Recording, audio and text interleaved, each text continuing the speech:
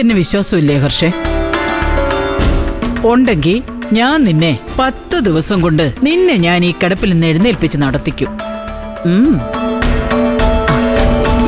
ഇതെന്റെ വാക്കല്ല, സാക്ഷാൽ മാടങ്കണ്ടി ഗുരുക്കളുടെ വാക്കാ. നീ സംസാരിക്കാനും എഴുന്നേറ്റ് നടക്കാൻ തുടങ്ങിയിട്ട് വേണം എനിക്ക് നിന്നെയും കൊണ്ട് മാടങ്കണ്ടി കാവിലൊന്ന് പോവാൻ. അതെന്റെ നേർച്ചയാ.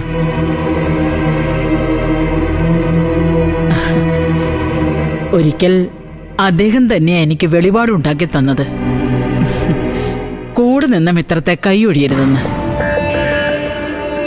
അല്ല, അന്ന് അദ്ദേഹം ജപിച്ചു തന്ന ചരട് കെട്ടിയിട്ട് നിനക്ക് സുഖമില്ലേ ഹർഷേ? അല്ലേ? ആ അയ്യോ, അദ്ദേഹമാണിപ്പോ എന്നെ പല ആപത്തിൽ നിന്നും രക്ഷിച്ചുകൊണ്ടിരിക്കുന്നത്. ആ അനുപമയും ഭാനുമ്മയും കൂടി ഇന്ദ്രനെയും എന്നെയും തമ്മിൽ അകറ്റാൻ നല്ലൊരു പണി എനിക്ക് തരാൻ നോക്കി. പക്ഷെ ഞാൻ സ്വാമിയെ കാണാൻ പോയതുകൊണ്ട് മാത്രം രക്ഷപ്പെട്ടു എന്ന് പറഞ്ഞാ മതി. അയ്യോ, ഇപ്പൊ ഇന്ദ്രന് എന്നോടുള്ള തെറ്റിദ്ധാരണകളൊക്കെ മാറി കാണണം.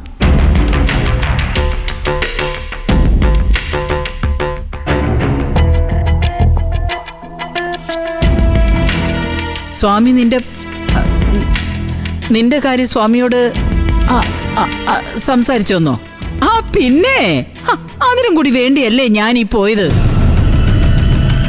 അത് മനസ്സിലാക്കിയിട്ടുണ്ടാവണം. എന്റെ കാര്യങ്ങളെല്ലാം പറഞ്ഞ ശേഷം സ്വാമി ഇങ്ങോട്ട് ചോദിച്ചു.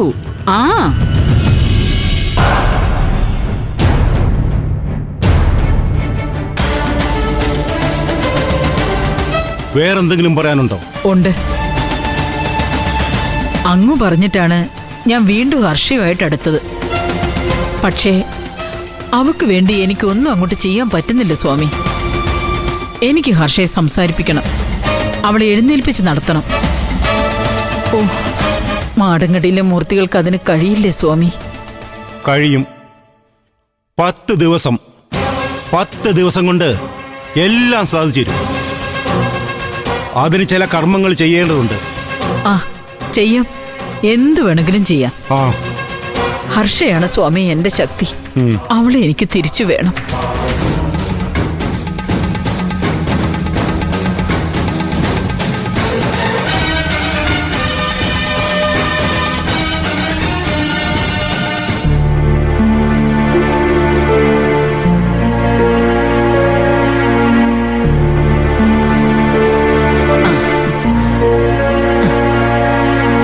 മാടങ്കണ്ടിയിലെ മൂർത്തികൾക്ക് സ്വാമി മണിക്കൂറുകളോളം കർമ്മം നടത്തി ആവാഹിച്ചെടുത്ത നെയ്യും തൈലോ ഇത്.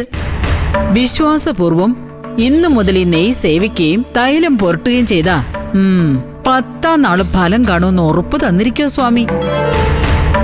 നിനക്കതിൽ വിശ്വാസം തോന്നുന്നില്ലേ ഹർഷേ? എങ്കിൽ നമുക്ക് ഇപ്പൊ തന്നെ തുടങ്ങിയാലോ? ചികിത്സ തുടങ്ങാൻ സ്വാമി പറഞ്ഞ നല്ല സമയം കണക്കാക്കിയാ ഞാനിപ്പോ വന്നത്.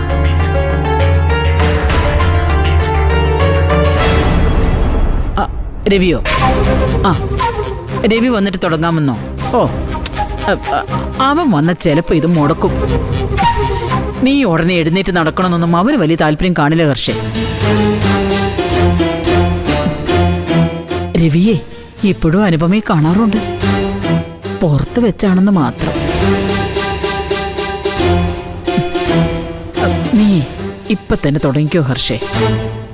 നിനക്ക് നിന്റെ ആരോഗ്യം മാത്രമല്ല തിരിച്ചു കിട്ടാൻ പോകുന്നത്, നിന്നെയും നിന്റെ കുടുംബത്തെയും ബാധിച്ചിരിക്കുന്ന എല്ലാ ദോഷങ്ങളും ഇതോടെ മാറിക്കിട്ടും.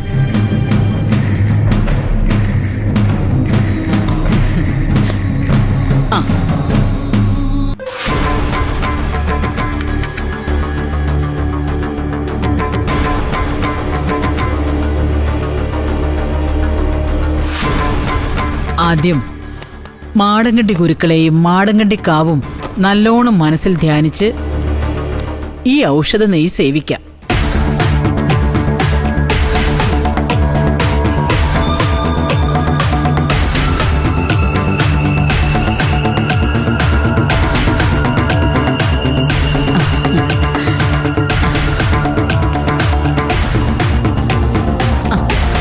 കുറച്ചുകൂടി കഴിക്കേ.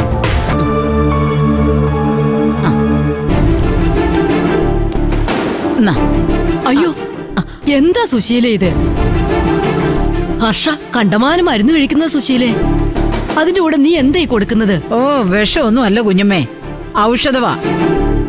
ഇത്രയും നാള് നിങ്ങൾ കൊടുത്ത മരുന്ന് കഴിച്ചിട്ട് ഹർഷയ്ക്ക് പ്രത്യേകിച്ച് മാറ്റമൊന്നും ഉണ്ടായില്ലല്ലോ. ഇതേ ദിവ്യൌഷധവാ. അതിന്റെ മാറ്റവേ കണ്ണടച്ച് തുറക്കുന്ന വേഗത്തിൽ അറിയാൻ പറ്റും. ആ, ഞാനൊന്നങ്ങ് ചോദിച്ചെന്നേ ഉള്ളൂ. ഓ. ഇതൊക്കെ രവി സാർ അംഗീകരിക്കും എന്തോ. പിന്നെ ആ ആ പറഞ്ഞോളാ. ഓ, ആയിക്കോട്ടെ ആയിക്കോട്ടെ. ഞാനേ സുശീലയ്ക്ക് ചായയുമായി വന്നതാ. ഇതോടെ വെക്കട്ടെ സുശീലേ. വേണ്ട വേണ്ട, ഇതിനിടയിൽ ചായ ഒന്നും വേണ്ട. കുഞ്ഞുമേ തിരിച്ചു കൊണ്ടുപോയിക്കേ. ഞാനേ ഹർഷയ്ക്ക് തൈലം കൂടി പുരട്ടി കൊടുത്ത ശേഷം ഞങ്ങൾ ഒരുമിച്ച് അങ്ങോട്ട് വരാം. അവിടെ ഒന്ന് കുടിച്ചോളാം. ശരി ശരി. മുറിവേദന ആളെ കൊല്ലൂന്ന് കേട്ടിട്ടുണ്ട്.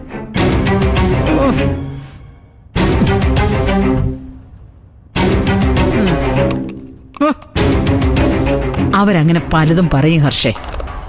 നീ വേഗം സുഖം പ്രാപിച്ച കുഞ്ഞുമ്മയുടെ ജോലി പോവില്ലേ? അവരും രവിയെ പോലെ അനുപമയുടെ ആളാ. എല്ലാ കൂട്ടുകെട്ടും നമ്മൾ ഉടനെ പൊളിച്ചു കൊടുക്കും ഹർഷേ.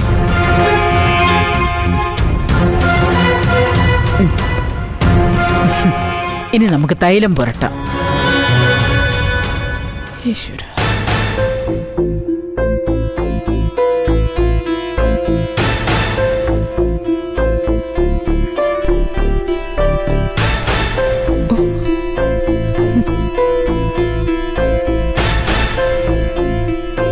എല്ലാ അസുഖവും പെട്ടെന്ന് മാറുന്നേ.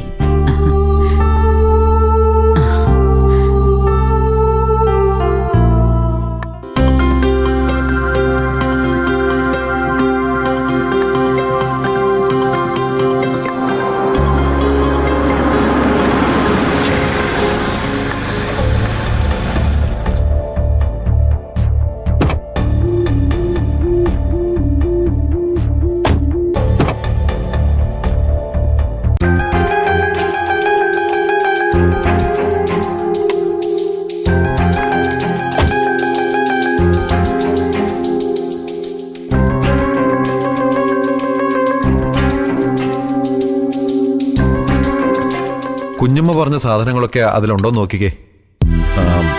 ആ ലിസ്റ്റ് പ്രകാരം ഉള്ളതെല്ലാം വാങ്ങിച്ചിട്ടുണ്ട്. ആ, ഞാൻ നോക്കി എടുത്തു അത് മതി. കുഞ്ഞമ്മ ഹർഷയെ മുറിയിൽ നിന്ന് പുറത്തേക്കൊന്നും കൊണ്ടുവന്നില്ലേ? ഇനി ചിലപ്പോ കുഞ്ഞമ്മയുടെ ജോലിയൊക്കെ കഴിഞ്ഞ് കൊണ്ടുവരാന്ന് വിചാരിച്ചു കാണും അല്ലേ? അതൊന്നും അല്ല സാറേ. ആ സുശീല വന്നിട്ടുണ്ട്.